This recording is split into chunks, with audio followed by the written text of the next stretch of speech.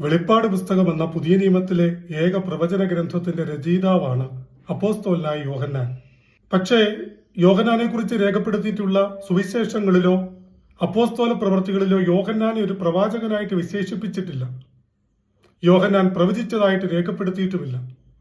അദ്ദേഹം ഒരു പ്രവാചകനായിരുന്നില്ല. പക്ഷേ പത്മോസിന്റെ ഏകാന്തതയിൽ ഭാവിയിൽ ലോകത്തിന് സംഭവിക്കാൻ പോകുന്ന കാര്യങ്ങളുടെ വലിയ ദർശനം അദ്ദേഹത്തിന് പ്രാപിക്കുവാൻ കഴിഞ്ഞു. ഒരുപക്ഷെ പഴയ നിയമത്തിലെ ദാനിയേൽ പ്രവാചകൻ ദർശിച്ചതിനേക്കാൾ അധികം ദർശനങ്ങൾ, ദാനിയേൽ പ്രവാചകന് വെളിപ്പെട്ട് കിട്ടിയതിനേക്കാൾ ഭാവിയെക്കുറിച്ചുള്ള അധികം ദർശനങ്ങൾ യോഹന്നാന് പത്മോസിന്റെ ഏകാന്തതയിൽ വെളിപ്പെട്ട് കിട്ടി.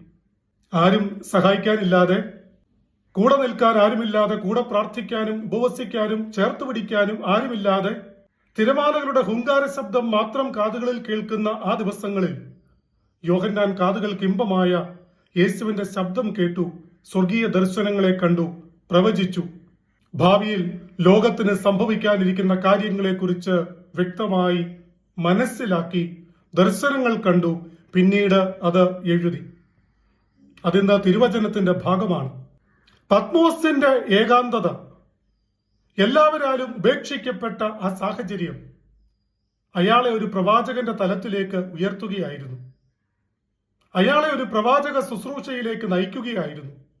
തീർച്ചയായിട്ടും പ്രവചനം ദൈവത്തിന്റെ ദാനമാണ്. പ്രവചനം എന്നത് ദൈവിക വരദാനമാണ്. പക്ഷെ അത് യോഹന്നാൻ ഒരു പ്രവാചകനായിട്ട് മാറിയത് ആ കഷ്ടതയുടെയും ഏകാന്തതയുടെയും നടുവിലായിരുന്നു എന്നതാണ് യാഥാർത്ഥ്യം.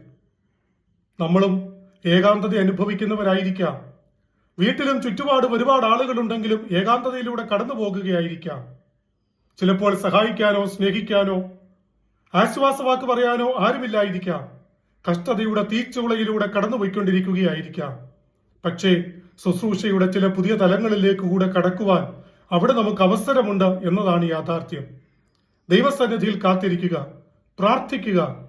ദൈവമേ, നിന്റെ ഹിതം എന്നിൽ നിറവേറണമേ എന്ന് ആത്മാർത്ഥമായിട്ട് പ്രാർത്ഥിക്കുകയും സമർപ്പിക്കുകയും ചെയ്യുക. കഷ്ടതയുടെ നടുവിൽ ചിലപ്പോൾ ചില പുതിയ ശുശ്രൂഷകൾ നമുക്ക് വെളിപ്പെട്ടു വന്നേക്കാം. ദൈവഹിതത്തിനായി ഇന്ന് പ്രഭാതത്തിൽ നമുക്ക് ഏൽപ്പിച്ചു കൊടുക്കാം.